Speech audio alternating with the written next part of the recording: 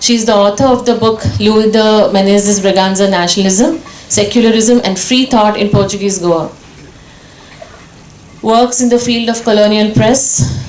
Some of her works include organization of the seminar, the bicentenary of the Gazette de Goa, in collaboration with IGSCP Goa Chapter CRIA, 16-17 December 2021, member of the Scientific Committee of IGSCPP International Conference Liberalism and Colonial Press. Paper presentation, literary debates in Goa Tribune, fanning the flame of revolutionary liberalism.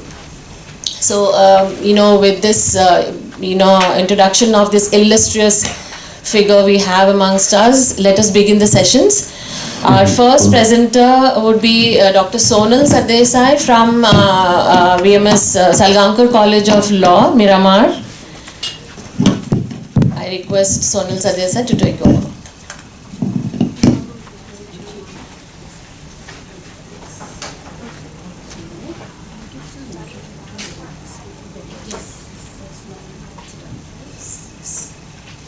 I request at the outset Ma'am Mendes to give an introductory remark.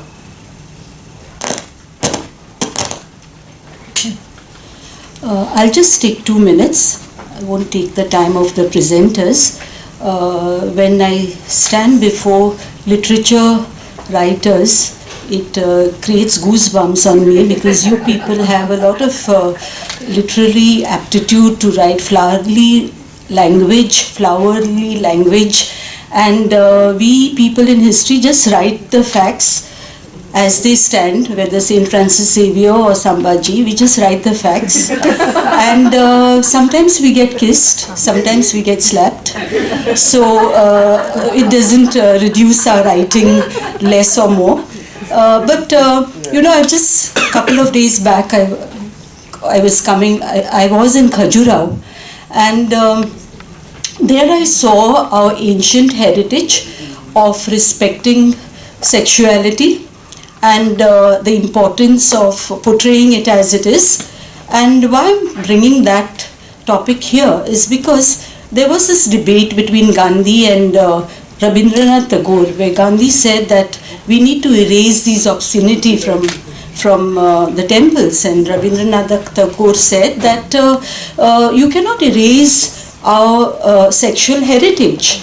Now, this seminar is on gender, and therefore we have gone beyond the male and female gender. There are other genders too, like the transgender and others. Now, this seminar is very important because it brings on the table the equality of genders and the importance of genders. In Khajuraho, of course, I saw the example of it takes two to make one. But going beyond the sexual concept, it takes 2 or 4 or whatever number of genders there are in our society to make one. And that one doesn't represent just a child. It's just symbolic of the fact that it represents communities, it represents societies, it represents the nation. So it's the coming together of all genders that make us who we are. And we need to respect all genders, and that comes across through the writings of today's seminar.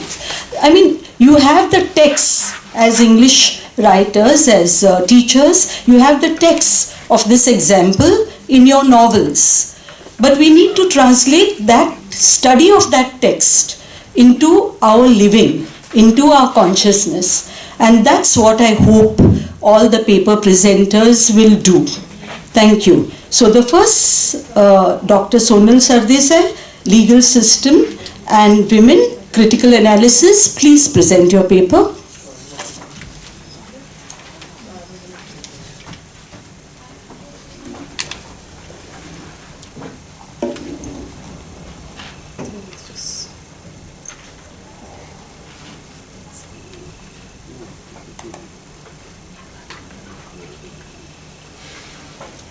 Okay, a very good morning to everyone present here. I am Dr. Sonal Sardesai, Assistant Professor at VM Salgaonkar College of Law. And the paper that I have chosen and I have highlighted is basically revolving around the legal system and women. What is the view that I have taken is more like a balanced view, highlighting the legal provisions at the same time, bringing out the factual information about how legal system exists and how we have the system which safeguards rights for women. At the same time, women do at some point of time misuse this particular legal system. So at the outset, I would say that for any particular person to benefit from any system, we need to have the freedom that they should be enshrined with, so that they are more independent, free and autonomous members of the society. They have a right to choose, they have a right to uphold the gender equality, and in doing this, we can have the persons, both men as well as women, bestowed with social, economic as well as legal capacities, so that they can have this pursuance of justice through the rule of law. Now, the highlight of this particular presentation is we have equality in law, which is a crucial area when it comes to gender equality. Especially when we highlight it pertaining to women and girls, we find that the laws of the state need to protect, they need to fulfill, and they need to enforce the rights pertaining to women. Now, why these rights are important is because laws that discriminate and deny the equal rights, both to men as well as women, they are going to betray the trust that we as individuals have in society. Therefore, we need to signal that gender discrimination is not acceptable. It's though it is normal and expected in society, yet there should be something where we need to strike a balance. Now, why we need this is because implementation of good laws confirms to the human rights, the rights of equality and non-discrimination, and it also helps us to attain these particular 5 areas. The 5 areas basically which promotes just, peaceful and inclusive societies, because though we have a system where, if we look at the ancient times, women were treated as a subordinate class, though not directly but indirectly through the social means. We require a just, peaceful and inclusive society. We need an environmental and climate change. Third, we require equal participation and decision making at all levels. Fourth, we require a universal access to essential public services. And last, we need your economic prosperity in all terms. Now, the areas that I'm going to have in view are basically 2. One, I'm going to highlight what are the legal provisions in India which promote or help us achieve this gender equality and social justice.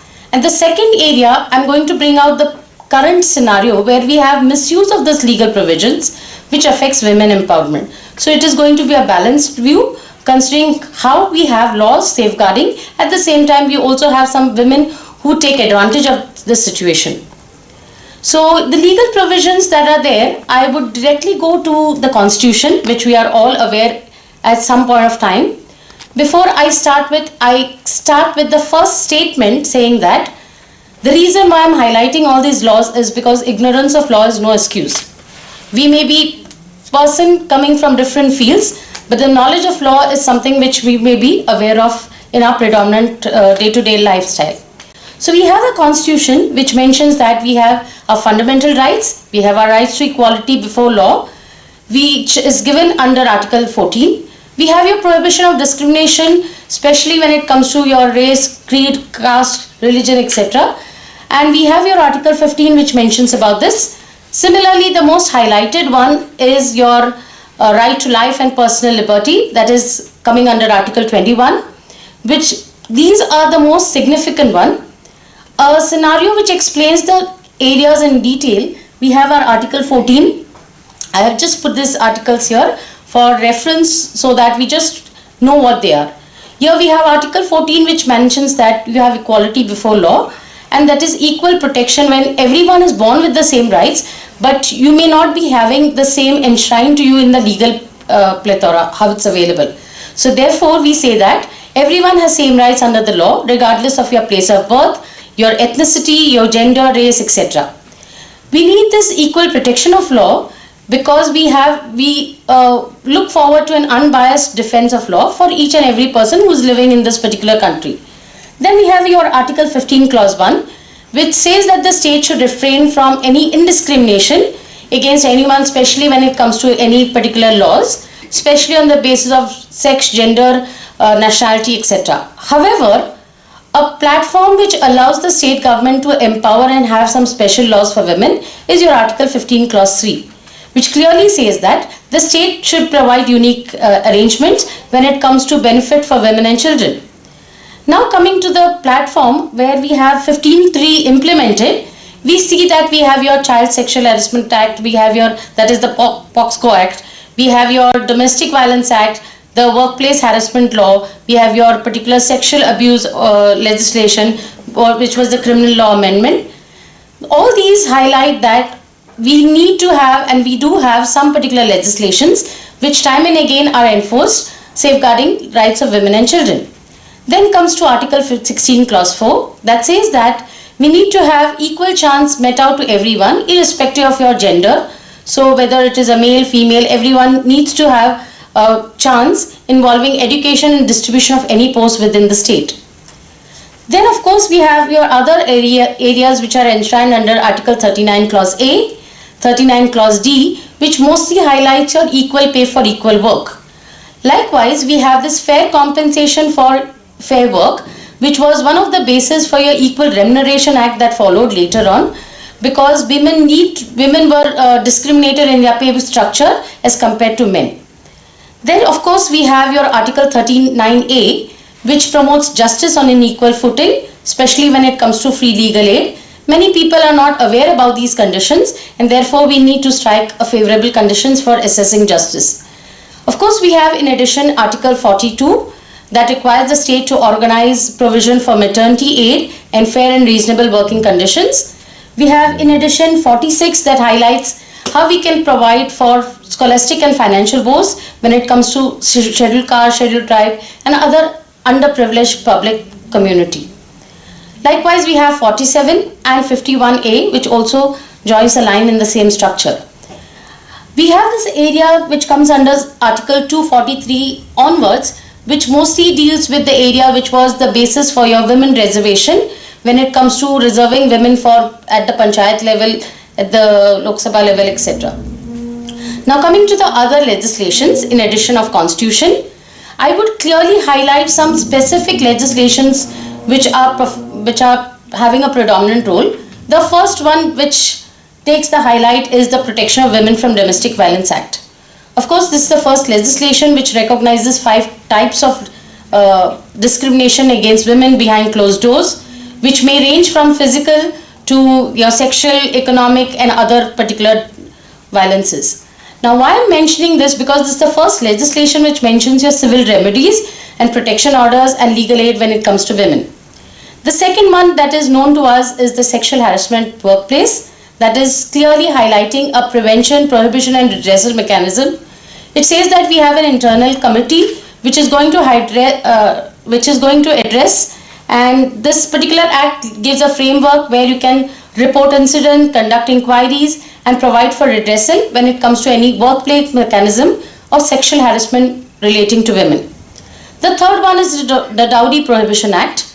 Now there has been a role where women is considered as a burden in society at her birth itself, because people have this particular mindset that women when they are about to get married, you tend to have transferring of money, gifts, etc.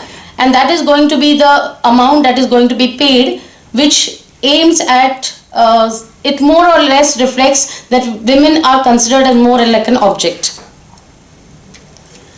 I would directly go to the area that I want to highlight. Of course, these are some other laws.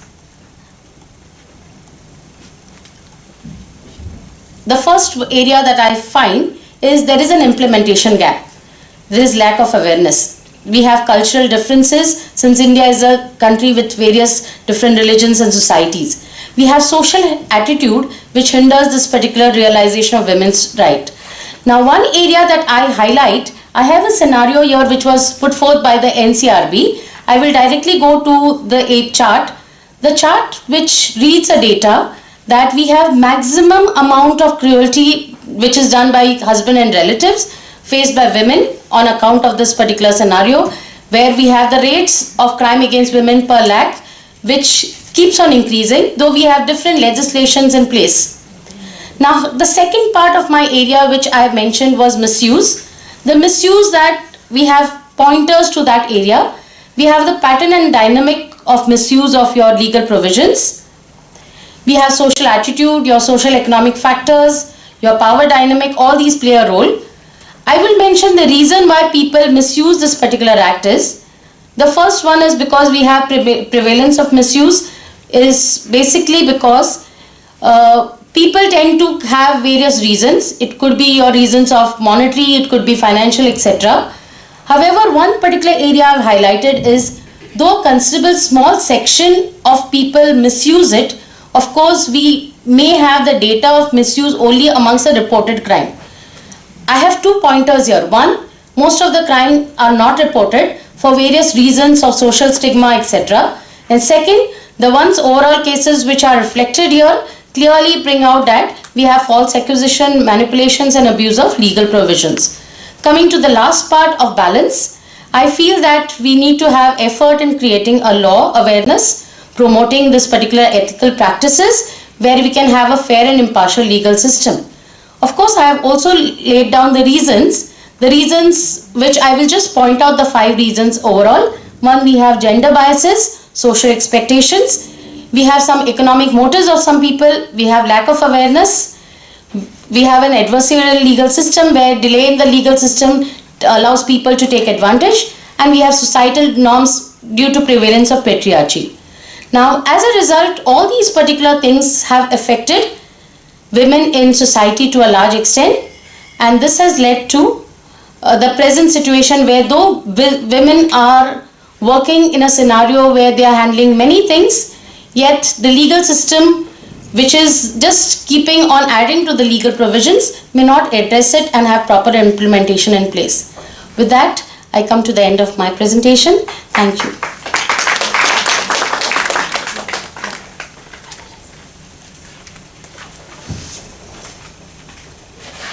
Thank you, Dr. Sonal.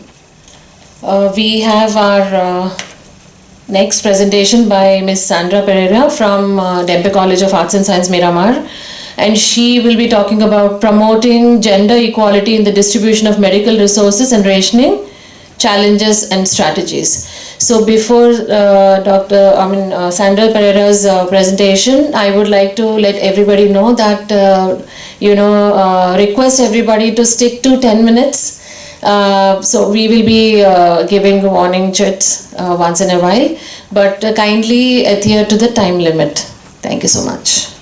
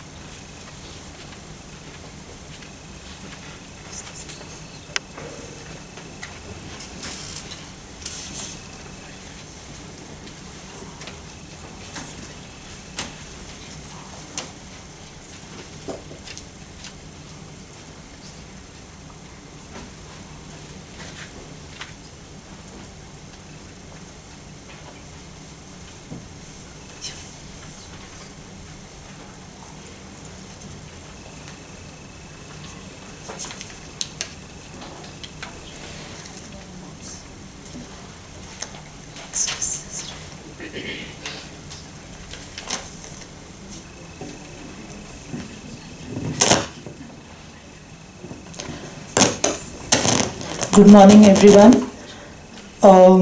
My topic for the presentation, as you all can see, I talk about the.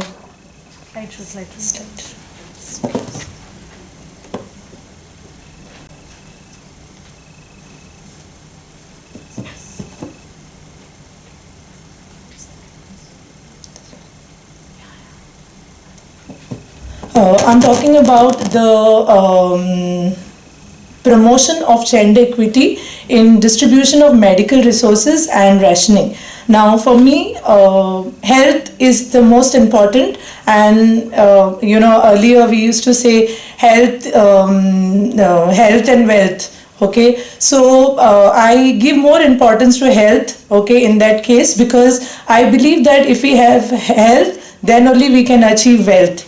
Okay, so that is keeping that in mind. I thought that I will consider health and the resources which are scarce in the society in India as well as worldwide. We know, we have witnessed during the COVID situation how the resources were scarce, and it led to a lot of deaths of people and a lot of other health issues. So since resources are scarce, the distribution of resources always becomes a question, and how it has been done also becomes a major question. Now, since this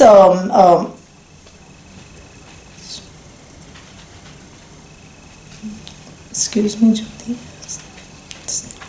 Next.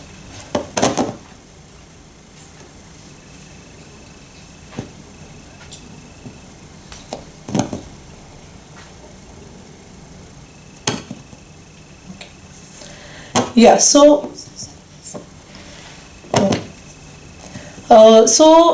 I have made some pointers over here because there are only 10 minutes to be to present. And if you'll see, first of all, I focus on what is the importance of addressing gender disparities in when we deal with access to medical resources. First of all, equitable health access is very, very important. The next thing, reduce maternal mortality is also very important. Improved health outcomes. Next is promoting gender equality.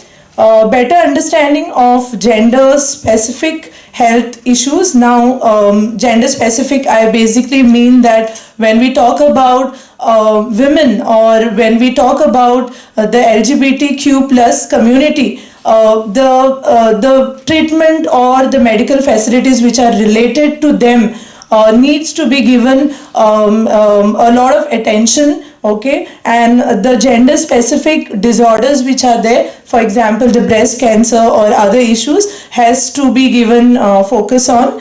Enhance economic productivity is again very important. Then prevention of gender bias violence, health education and empowerment, reduction of health disparities, and ethical imperatives needs to be taken in consideration. Now, these are the reasons why we need to make sure that there is an equal distribution of all the medical resources, scarce resources that we have. The next thing is, like, since I am from the background of philosophy, I would definitely, talk about the ethical principles which guiding the promotion of gender equity or equality in healthcare distribution. So first of all, the principles of biomedical ethics that we have, if they need to be, strictly followed. And the 4 principles of biomedical ethics that we have are autonomy, justice, beneficence, and non-maleficence, which are very, very important to be followed in a medical ethics even while distributing the resources. The other principles also I have made a mention. Yes, so I have made other non-discrimination, inclusivity, autonomy, intersectionality, evidence-based approaches, participation and empowerment, accessibility. All these are very, very important ethical principles that need to be taken in consideration. The next very important thing is, like, many a time we don't understand what are the challenges which are faced. We may talk about discrimination, okay, which has been done, okay, by the medical practitioners based on gender. But we also need to take in consideration what are the challenges faced by them. And what are the challenges? Specifically, the first major challenge is that the resources are scarce, the resources are less. And keeping that one as a point, the other pointers that I have taken into consideration is gender bias in healthcare allocation, then lack of gender disintegrated data. Now, the data is very, very important. Now, earlier we were creating awareness on suicide prevention, and I was shocked that most of the suicide cases when I went to villages, people are reporting suicide cases, but the state statistics or the national statistics somehow is not recording those cases. And if there is no record of these cases, the treatment or whatever is required, mental health support or whatever, in case of mental health or physical health, it's not going to be there. So data is very, very important, and it has to be done based on gender, definitely. The economic disparities, we have seen that how, and I always tell my students, most important thing for you is you need to be economically independent regardless of which gender you are. That's very, very important.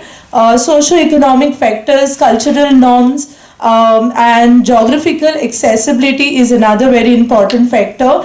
Lack of female providers and stereotypes, lack of awareness and education. Now there is a lot of ignorance about medical facilities. Even in Goa, we consider that Goa doesn't have all this issue. Many people say that, but to be fact, that you go to when it comes to gender discrimination, we say that Goa is better when it comes to that, but till today you go to any shop like Walkover where you are buying toys for your children, they will give you toys, okay, which are male and female. Okay, they'll ask you what is the gender, whom you are buying for, girl or female. Why do we need all these things? So gender discrimination is there, and it's very much prevalent, okay, in our society. These issues of lack of female providers becomes a major issue. Even if we say that people have to consider the male service or the medical service provider, still even the educated women feel comfortable going to the female providers, okay. And also the next is lack of awareness among the public is very, very important issue, because they need to be aware of the issues, health issues which are there, and for that there should be campaigns, there should be awareness which is there. Next is the cultural taboos and societal norms can again hinder the equal access to the medical facilities for women. For example, we have menstruation taboo. I'll give an example. All of us over here, I don't know how many of you all are so open-minded that even now we ask for pad as if we are, smuggling drugs, or worse than that sometimes. Isn't it? That is what we do. We go in the ears and we ask. There is no, that is what, I mean when I am talking about menstrual taboos. There are many more taboos which I'm not able to, highlight over here. But I know definitely what I mean. Then sexual health. We are not ready to open to talk about it. And that is the reason why there is no awareness. And even if there is, people are not open to go and talk about it. Domestic violence, child marriage and early pregnancy. Though we say that our law prohibits, child marriage and child marriage, but still it is prevalent in our society, and the evidence do mention about it. Then gender preferences, again, law stops it, but still, it goes on. Then I have also covered in my paper about the LGBTQ plus community and what are the problems faced by them while accessing the facilities, like for example stigma and discrimination, lack of LGBTQ inclusive healthcare. This even doctor yesterday had mentioned that these healthcare facilities are not available, and and also mental health needs to be given importance there. Then funding of for women health as well as LGBTQ health is also very important, because many times prioritization of the other health issues is been taken into consideration more than women or LGBTQ. Stigma and cultural factors, lack of political will. Now in politics we need women. If there are women, they know the issue which have been faced by women. And data and awareness gaps, again Now this is my conclusion, okay? And statistics, in my conclusion I have discussed about the strategies that we can think about. First of all, we need to throw away all the gender bias which we have. Next, collecting and analyzing gender related data is very, very important, and the data has to be transparent. It should not be, okay, my hospital have to work and that's why I'm going to give false or fake data. So data have to be true. Then addressing economic disparities, gender sensitive policies, cultural competency trainings. Now that's very, very important, that the doctors or the medical health providers have to be culturally competent. Then anti-discrimination policies, very important, and community outreach, because it has to create awareness. People need to know about the problems. Community engagement, and again awareness and educate people. And I would just thank the organizers, Jyoti especially, to give me this opportunity to present this paper. Though I have a lot to speak, but I cannot. I just made the points. Thank you so much for your patient listening. Thank you.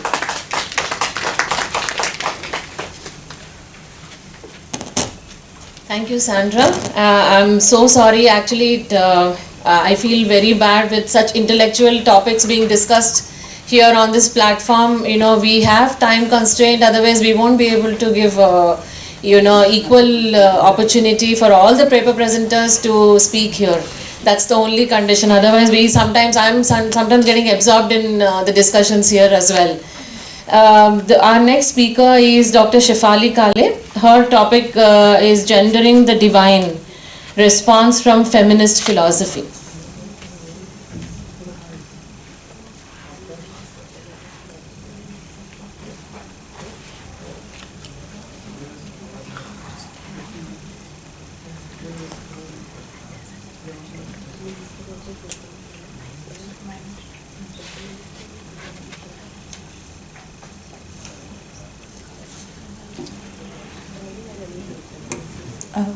Good morning to everyone.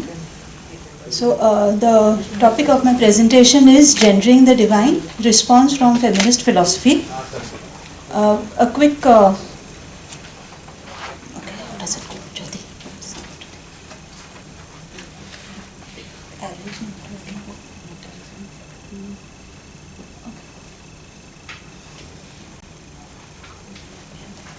A quick introduction to what is feminist philosophy.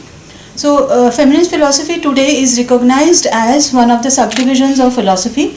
It developed in America around 1970s, and Walker describes it as a kind of philosophy, and it's not a female or feminine activity.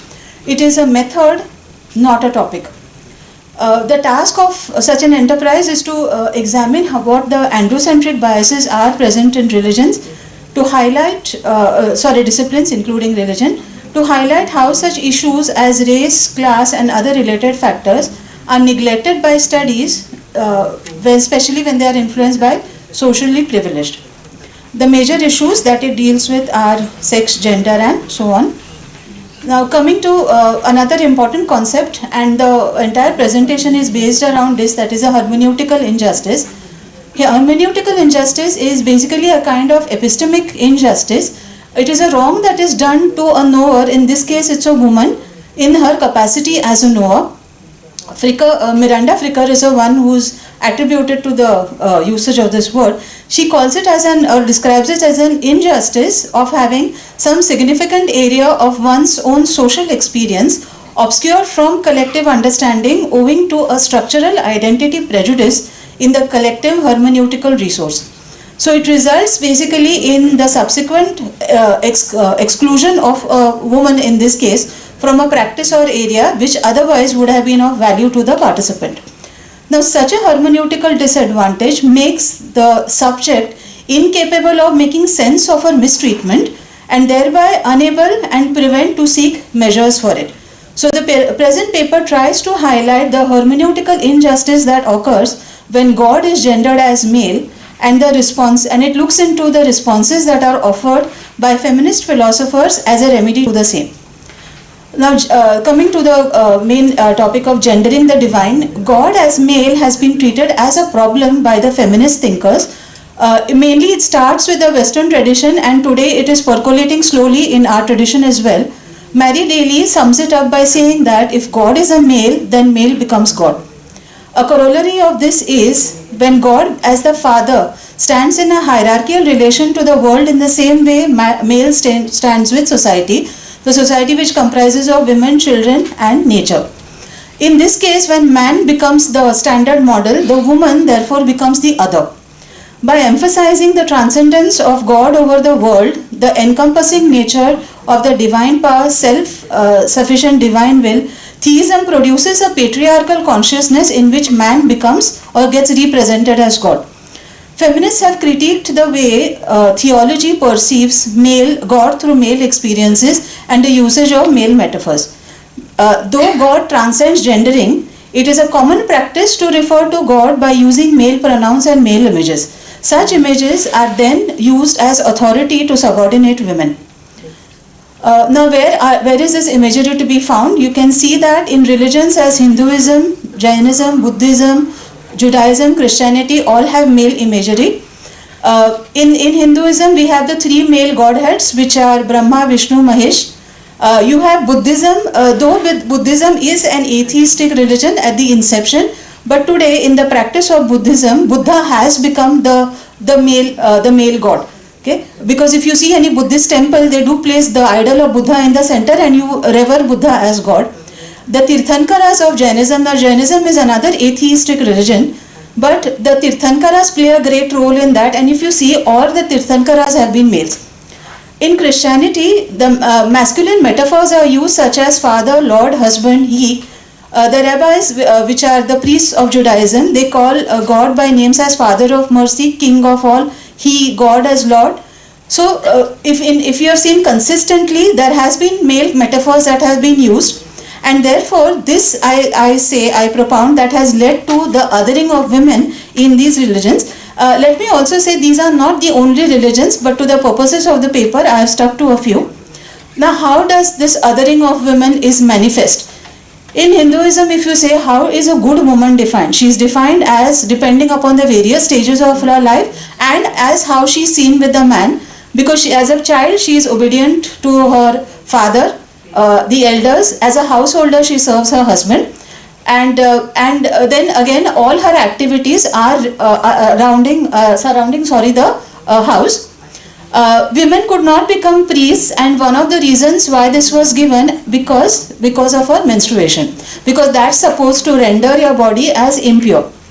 In Jainism, there are some sects which do not permit the woman to enter the sanctum sanctorium to worship idols, especially during your childbearing years. In the Digambaras, women cannot achieve liberation without being reborn as men. As a woman's nature is to care for children and she has other dependencies, it was presumed that you cannot therefore be very serious about liberation, because that requires detachment, and woman by nature cannot detach herself. In the Buddhist Sanghas, the Bodhisattvas have all been males. The teachings of Dharma do not do justice to the woman's experience, as the focus seems to be from the experience of the male. For instance, when you discuss about ego and egolessness, the content of discourse would always be male oriented, and therefore this leaves the female aspirants a certain sense of disconnect. In Judaism, when you see from the parameters of male experience, the female experience is othered and eliminated. The maleness of God makes male as the representative and silences the female. In Christianity, woman has been placed under man's authority in church, in marriage and other fora.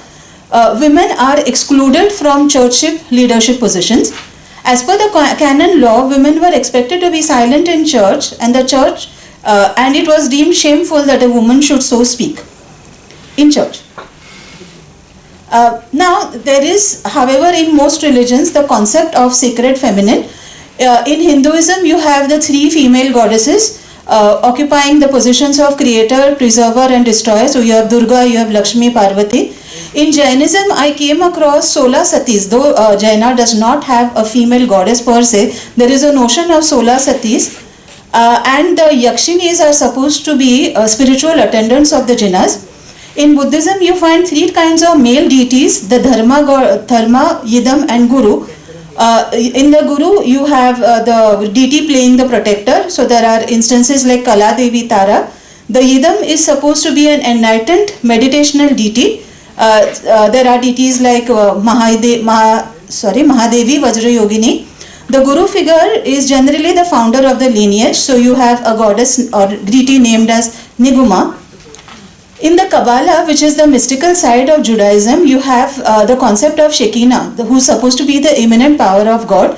So it is said that after God retired from creation, Shekinah now remains in the world and is there as the representative. In Christianity, you have veneration of Mary as the mother of Christ. She has been referred to as Mother Mary, however, has been worshipped as a saint and not as a deity. She has been given titles as Mother of God, Queen of Heaven, Mother of the Church, Our Lady, and so on. Mariology is the study of systematic study of Mary. Now, what do I say? Coming to this, now what have feminists offered to this whole discourse? There are these two disciplines which are upcoming. One is which is known as a feminist philosophy of religion. You have it being defined by Stanford Encyclopedia as the branch of study which questions religious texts and traditions with an aim to critique, redefine and construct the study by keeping gender in mind. It is seen that biases and androcentrism can be observed. It's because of this study that feminists have come to know that there are methods, assumptions, okay, thank you, which were there embedded in traditional philosophy of religion. So feminist philosophy of religion tries to overcome this bias. There is another field which is coming up, that is feminist theology, which tries to criticize, contextualize and rereading and rewriting of Christian theology. I'll just skip over to my conclusion. So I say that the feminist critique of major religions lays bare the patriarchal structuring of religion. Women have suffered hermeneutical injustice and therefore were kept out from fulfilling or experiencing religion to its fullness. The presence of sacred feminine unfortunately has not resulted in the emancipation of women in religious discourse. So what we need, I propound, is a new model of epistemology and metaphysics, which is feminist process theology and a new and feminist religious epistemology. These are my references. Thank you. Thank you so much, Dr. Shefali. Exactly on time, 10 minutes. In fact, 10 minutes, 3 seconds. Our next presenter is Pragya Bhatnagar. Is she here? Pragya Bhatnagar? Okay. Next presentation is by two presenters, Dr. Christina D'Souza and Professor Mahesh Pai, and they would be talking about first generation women entrepreneurs in Goa, unveiling their motivations and challenges.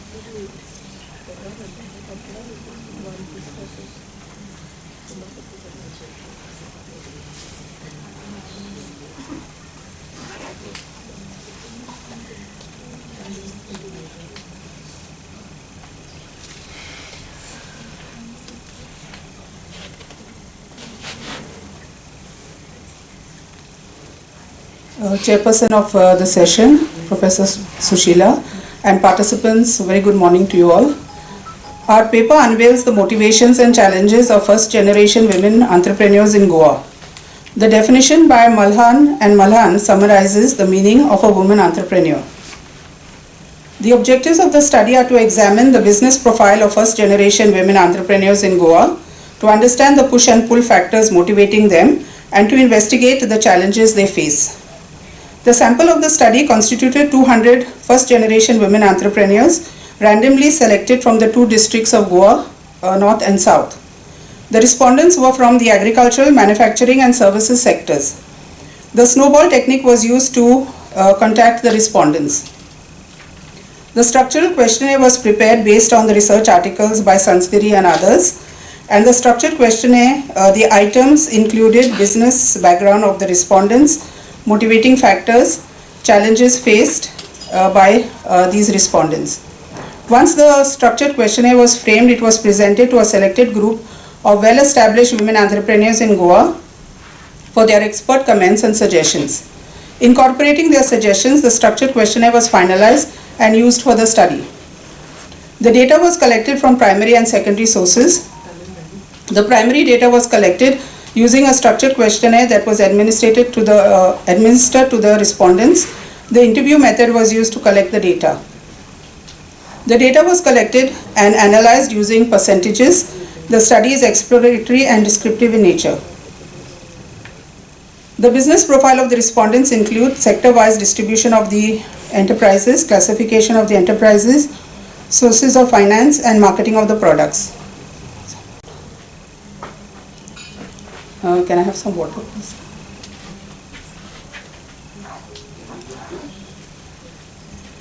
The findings reveal that the manufacturing sector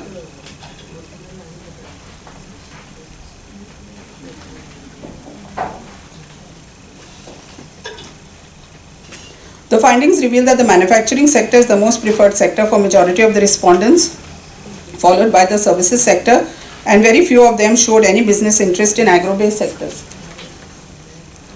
Large majority of the respondents operate micro-enterprises, while very few of them operate their businesses in small-scale sector, medium-scale or large-scale industries.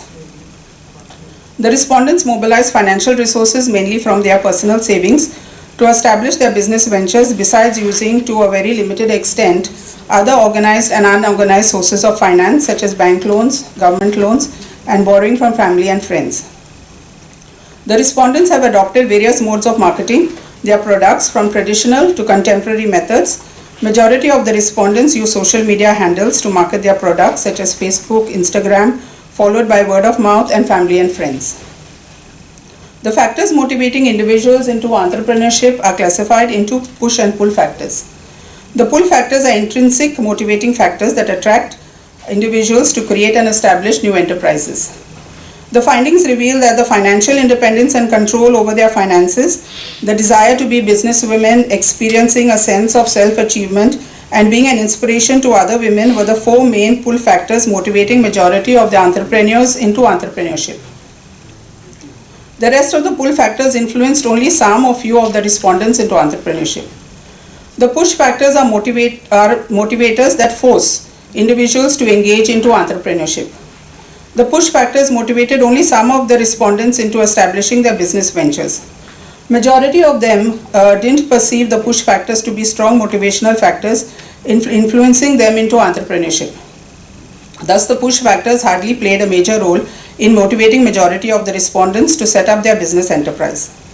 The challenges encountered by the respondents are characterized into personal, business, financial and social. The personal facets were not perceived by majority of the respondents as obstacles in running their business enterprises. It could be inferred that majority of the respondents were perhaps able to effectively traverse through their personal challenges that would otherwise have posed as obstacles in their entrepreneurial pursuits. Only few of the respondents faced business challenges while managing their enterprises, while majority of the respondents didn't perceive these as obstacles to their business, perhaps because respondents are members of business groups like BNI, GCCI, Women's Wing and women's organizations like Tarang are supporting, guiding and mentoring them.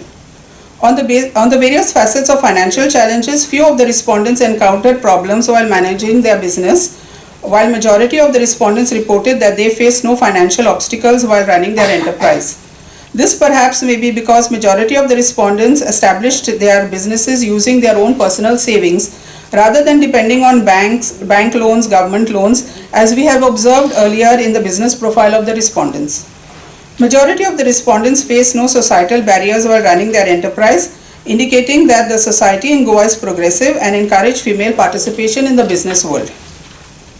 To summarize the findings, majority of the respondents have micro enterprises in the manufacturing sector followed by the services sector. The capital is mobilized from savings of the respondents. The mode of marketing range from traditional to contemporary modes. The four major pull factors motivating majority of the respondents into entrepreneurship were financial independence, desire to be businesswomen, self-achievement, and being an inspiration to other women. Majority of the respondents did not perceive push factors to be strong motivational factors influencing them into entrepreneurship. Few of the respondents perceived personal, business, financial, and social challenges as obstacles in running their enterprises. To conclude, the first generation women entrepreneurs in Goa exhibit a strong entrepreneurial spirit, showcasing their ability to navigate through adversity and emerge triumphant. They are trailblazers, carving their own path to success, and while embodying the essence of entrepreneurship, can serve as role models, inspiring future generations pursue their entrepreneurial aspirations. Thank you.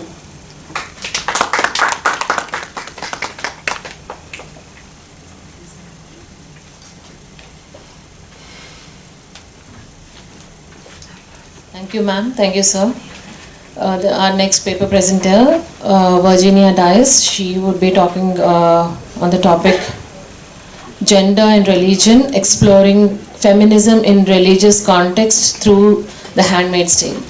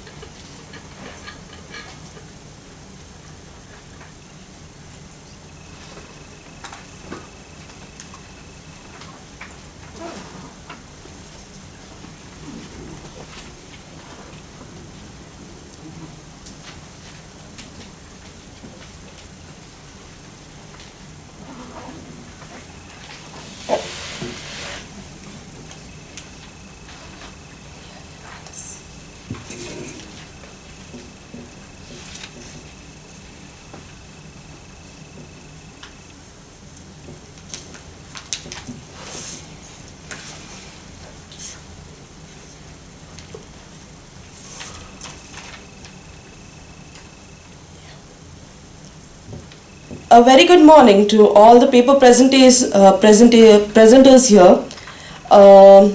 So today I'm going to speak on gender and religion. And first of all, to begin with, I would like to ask a question. So what is the first thing that comes into your mind when you think of gender and religion together? What is that one thing that you all think of? Anything. It could be anything. Man and woman, so there's a duality. Okay, thank you. Anyone else? Maybe gods and goddesses. Yes, thank you so much.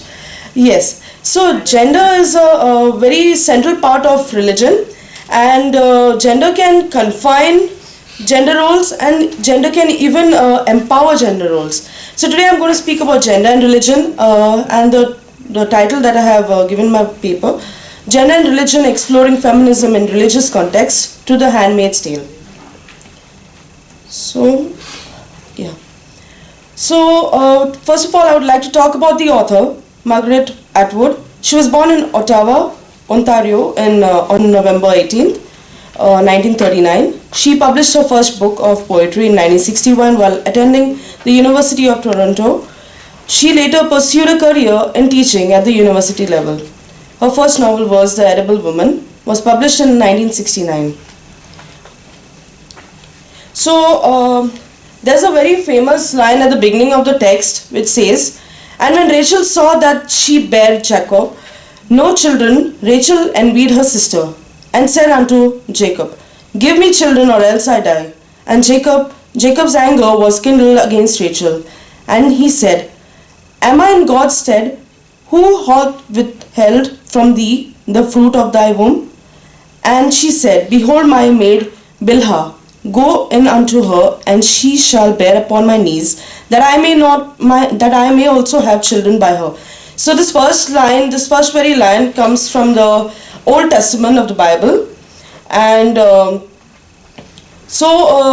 Handmaid's Tale, was written by Margaret Wolf Atwood, and this book gained a lot of popularity and became famous. Novels in this genre were presented people never wrote about sexuality, about gender much, about religion much, because they were confined, they were deprived of their writings. This novel offers a strong feminist vision of dystopia. Dystopia is basically the writing about the near future. Now, the significance of gender and religion in the story. To the lens of gender and religion, Atwood critiques the patriarchal system and the misuse of religious ideologies to oppress marginalized groups. So, in this book, we see how women are, oppressed, how women are classified into birth-giving machines. Women are like they are called vessels that give birth, and in this novel we see that there's an interplay of gender and religion that sits at the core, and women are separated based on the level of fertility. When there are women who are called as handmaids who have the highest rate of fertility, there are Marthas, and there are women who are called as wives who help to support when when the delivery time is up. In Gilead Society, we see Gilead Society is written in the near future. This book is written in the near future. So in Gilead Society is built upon the Old Testament's interpretation with strict laws and punishment based on religious doctrine. The hierarchy consists of commanders at the top, followed by their wives, Marthas, and handmaids. Women are classified based on their fertility and societal roles, with handmaids serving as vessels for reproduction. Now, gender roles. Gilead enforces strict gender roles where women are primarily valued for their ability to bear children.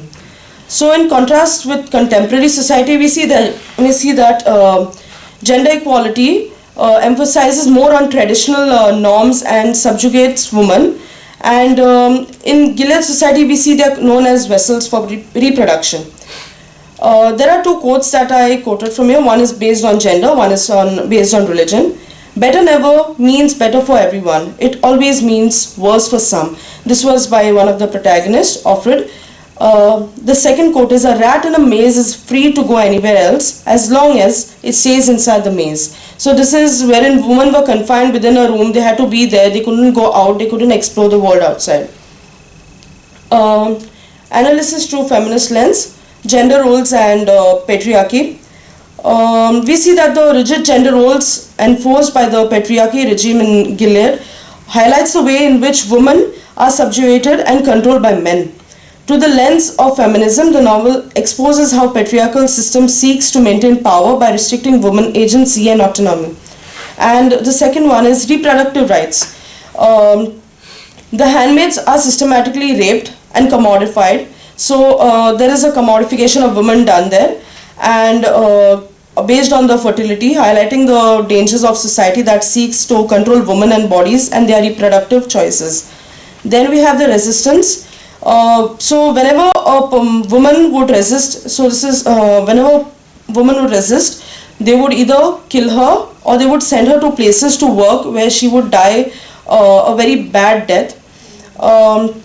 We see that there were moments wherein Mora, one of the character, she runs away and she goes to one of the bars to work as a waitress.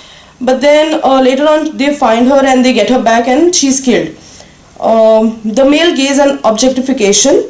We see the novel critiques the male gaze, and women are in a position wherein they are reduced to their physical well-being, and they are mostly objectified. Dress code. So the most valuable of the women handmaids who are dressed in red cloaks and dresses as a symbol of their fertility. So the ones who are dressed in the red are the handmaids. Below them are the Marthas dressed in light green. Then the Icona women who are dressed in grey. The enforced dress codes on women serve as a marker for each role. So like their social hierarchy is based on the color of the dress that they wear. Then the themes, commodification of women. Despite the dangers, characters like Mora and Offred engage in acts like resistance. They try to, they have something like, they kind of like each other, although they're women.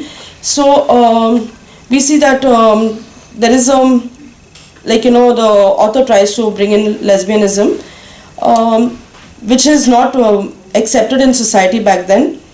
The next thing is religion and ideology, where Gilead society is founded on the distorted interpretation of Christian ideology used to justify the subjugation of women and the consolidation of power by the ruling class. We see how ruling class, ruled, and because there were lesser children born, the fertility was required, and these handmaids could provide children. The next one is resistance and rebellion, which was seen in most of the characters, wherein they would not want to, do things that were said, but later on they were killed. And repression and control, in a sense, wherein the wives would tell the women, the handmaids, that God is watching, and they would bring Christ into everything, and the woman had to follow. The punishment. In the Handmaid's Tale, punishment serves as a tool of control and deterrence within the oppressive regime of Gilead. So punishments were like physical violence, and then they were tortured, manipulated, and the ones who could not conceive or couldn't give birth to children were called as unwomen and sent to colonies to perform hazardous labor work until their death. And they even faced very terrible deaths, wherein they were hung from up and kept towards the wall, so that people who go about, they would see them and they would get frightened. The women characters in the text are Offred, Serena Joy, Moira, and Uncledia. Offred is the protagonist, and we see that she is oppressed, and she is she has to maintain her identity as a woman. Serena Joy is the commander's wife, and Mora is the best friend from the college, and Aunt Lydia is one of the wives who has to help in the delivery. Contemporary relevance, we see women's rights are usually deprived in this text, wherein they are called as vessels, and the novel's themes, we see they are very echoed even in today's contemporary era, wherein the growth of religious fundamentalism has decreased in women's rights. Women are not given the proper rights, and we also see how women are not looked as anything but are looked as birth-giving machines. Religious fundamentalism speaks about how people bring in religion in order to suppress a particular gender. And gender and sexuality basically means how women are suppressed, and both the genders are deprived of their rights in somehow, but whereas in this text we see the women are deprived of their rights.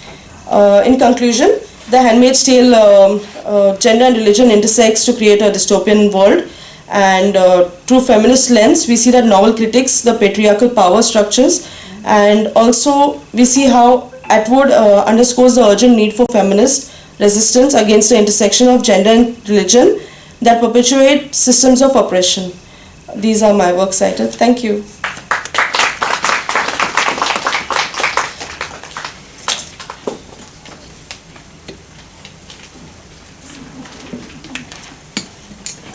Thank you, Virginia. That's a very powerful narrative actually by Margaret Atwood, one of my favorites as well. The next one, Dr. Kshipra Vora. Her topic is Adjustment Neuroticism and General Health Among Factory Workers in Goa, a Gender-Based Perspective.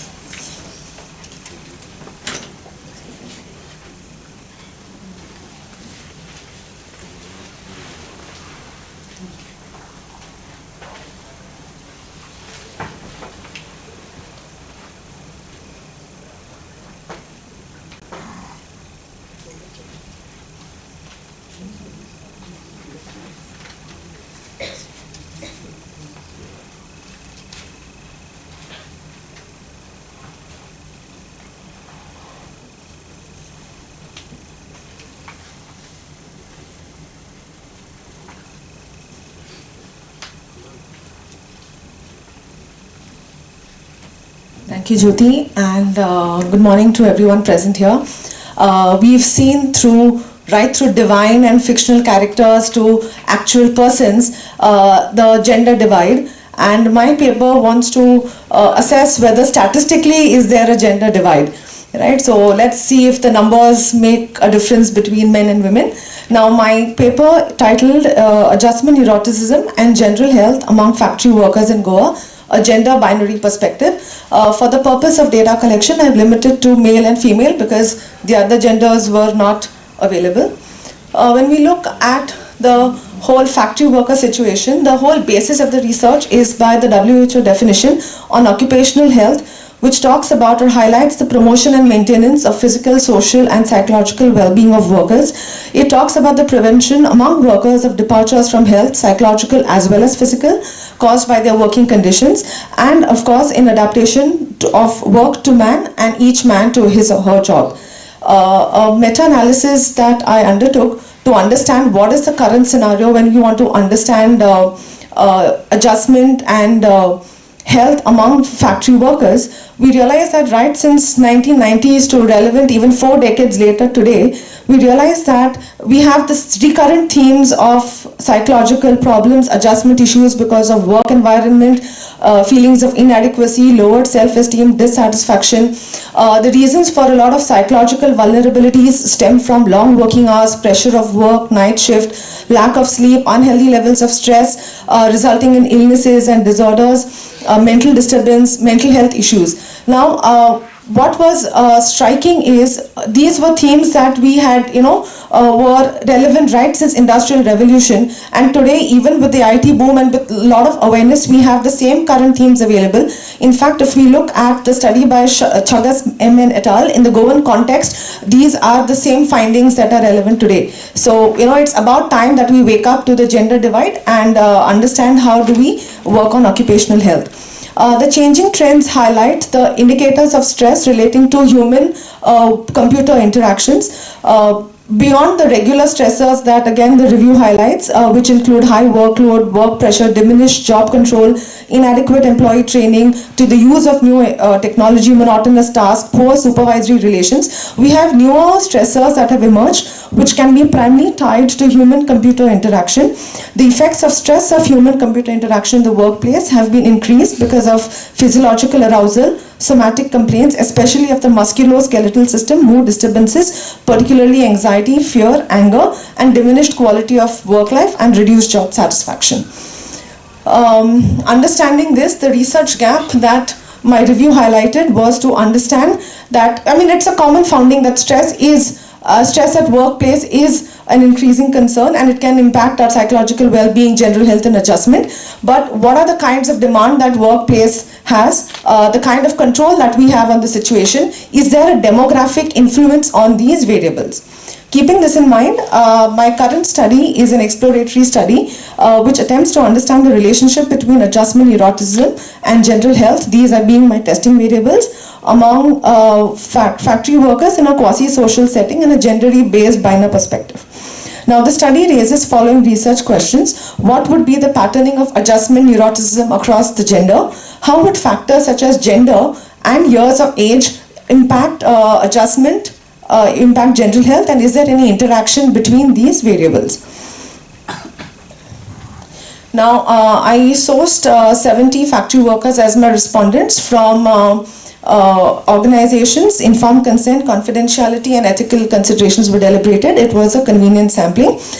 They were administered expert translated questionnaires to ensure that the reliability and validity of the tools were not compromised.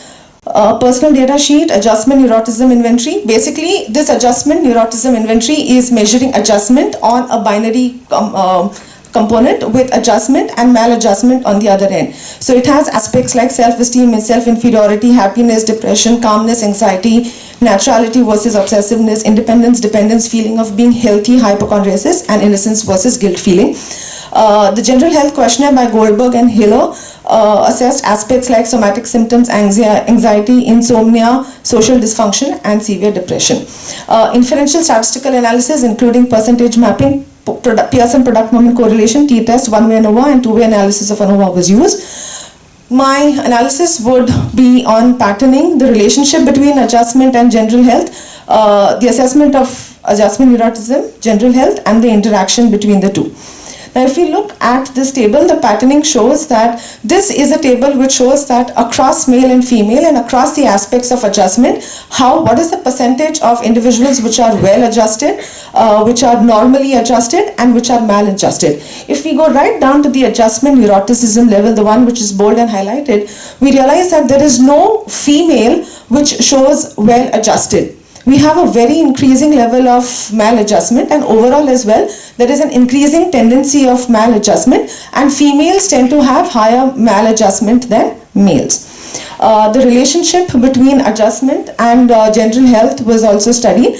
It was significant at 0.05 level. The correlation value was 0.20. If we see that though it is significant and highlights that if you are well adjusted, your general health is going to be relatively better. However, if you see the effect size, it was a small effect size, which goes to show that adjustment does not only impact our general health. We have other multivariate factors that influence our concept of health, which includes diet, nutrition, our coping abilities, our stressors, and the way we have a worldview or a perspective over life beyond just adjustment. When we analyze adjustment across gender, again, the bold aspects were the ones which are significant. Now, the minute we have a finding which is significant, it goes to show that statistically, the gender differences do exist. Like, for example, across self-esteem, self-inferiority, across happiness and depression, across independence, dependence, feeling of being healthy, hypochondriasis, and adjustment and neuroticism, females tend to have poorer adjustment. We tend to feel more inferior. We experience incidences of greater depression or a sense of hypochondriasis in comparison to the males. If you look at the insignificant findings, it shows that gender does not play a role when it comes to calmness, anxiety, or naturality, obsessiveness, or innocence versus guilt feeling. Similar patterning was understood when it comes to years of service, and it was seen that while across the aspects of adjustment neuroticism, the years of service did not play a role. So whether I was a new entrant or whether I was a veteran in the field, it didn't matter. However, if you look at adjustment neuroticism, the middle years, when you've come into that middle years of working experience, then you had greater incidence of maladjustment. Now, increasingly, a two-way ANOVA was also computed to understand whether gender interacts with our years of experience, and an additive interaction was seen that as your years of experience increases, your maladjustment increases. That is, you tend to be not showing poor, you continue to show poorer adjustment, and when it came to the later years of your, towards the fag end of retirement, adjustment indices improved. Now, right across, again, across the years of service as well, females would tend to show higher maladjustment as compared to males. When we look at gender and health, again, somatic symptoms were the only places where females tend to have significant incidences of somatic complaints rather than males. The other aspects were not significant. Similar findings were, insignificant findings were seen across years of service. That means irrespective, again, whether you're new or you are a seasoned veteran in the field, it didn't matter when your health was, all of us had the same issues across.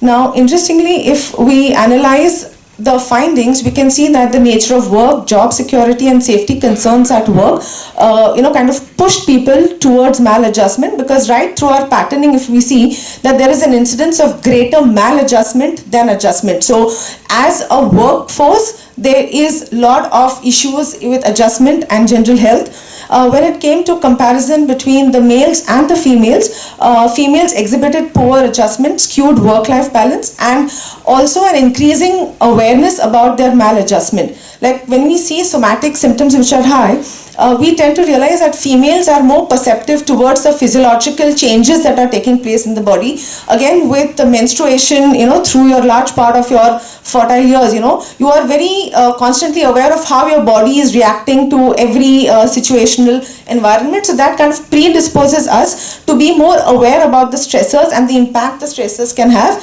Males, on the other hand, exhibited a tendency to ignore all of this, or they were not even aware that they were experiencing these issues.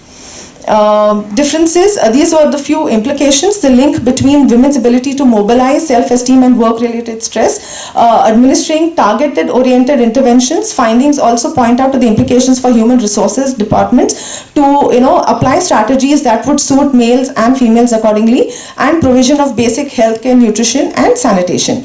A few interventions include, first and foremost, instituting employee well-being as an organization value, so that we tend to look at the genders in a more equitable way. Apart from it, altering the stressor, adapting the stressor and avoiding the stressor wherever possible. Psychoeducation and training was important. A lot of CSR activities, scholarships, family days, colorful prom, safety incentives can be can be provided. But most importantly, if we need to allow women to kind of adjust with the workforce, and I think provision of adequate daycare centers would seem imperative. In fact, as I end my slides, I am come across this fact that we as a society have empowered women, but have we empowered the males and the society to deal with an empowered women? So I would close my presentation with this. Thank you.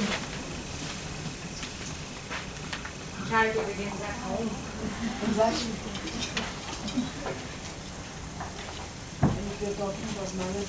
Thank you, Dr. Chipra. The last statement is my key takeaway here, and so is for a lot of us here. The next presentation is by Dr. M. Shanti and Dr. Deepa Prajit, and they would be talking about minuting the intersection of ableism, gender, performativity and selfhood, and insight into Michael Cunningham's The R's.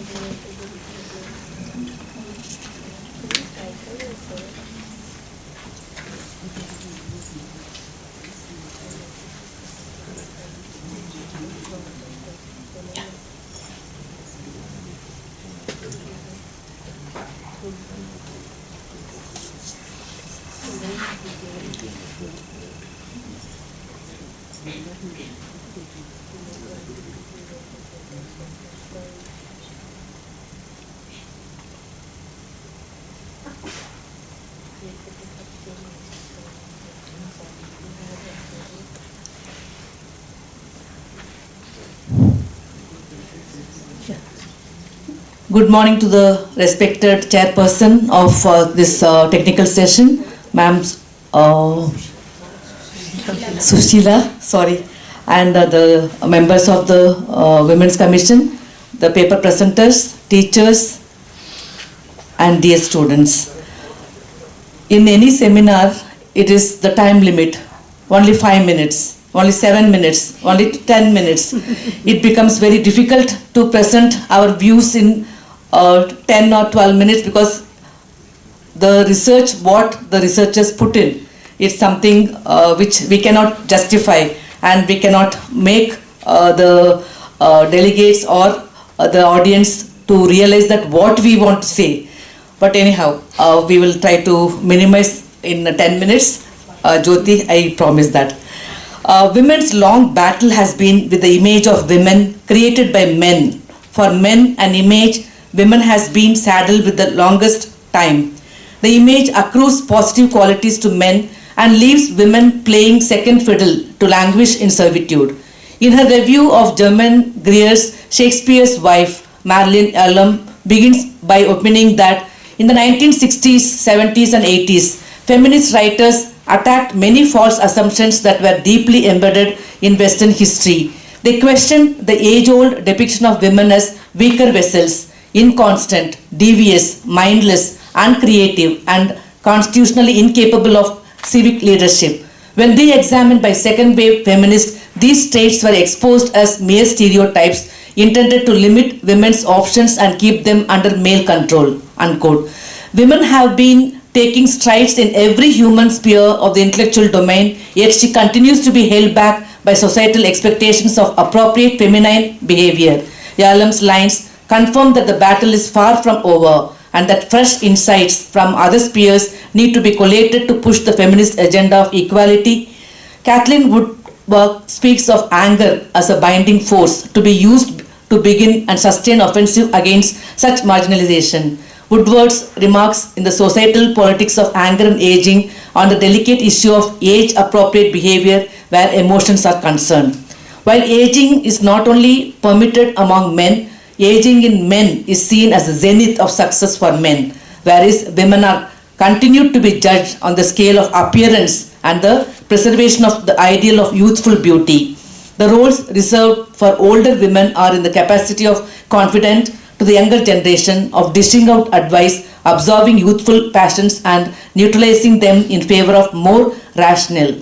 The mantle of sedate, graceful quietude in older women robs women further of agency to make life choices and live by them.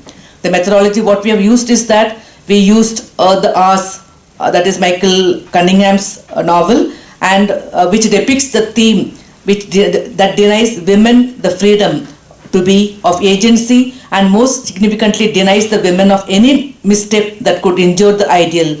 A close reading is undertaken of the text to analyze the lives of the three characters, Virginia Woolf, Laura Brown and Clarissa Wagon, to present the double lives they lead to maintain this ideal and how exhausting the process of being a stranger to one's skin is. Appropriate research articles and reviews are used in order to highlight our paper.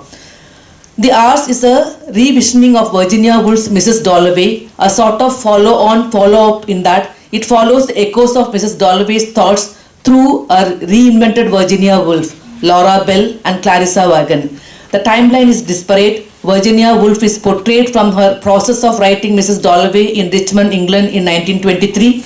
Laura Bell is an American suburban housewife in Los Angeles in 1949. Clarissa Wagon lives in 1990s in New York.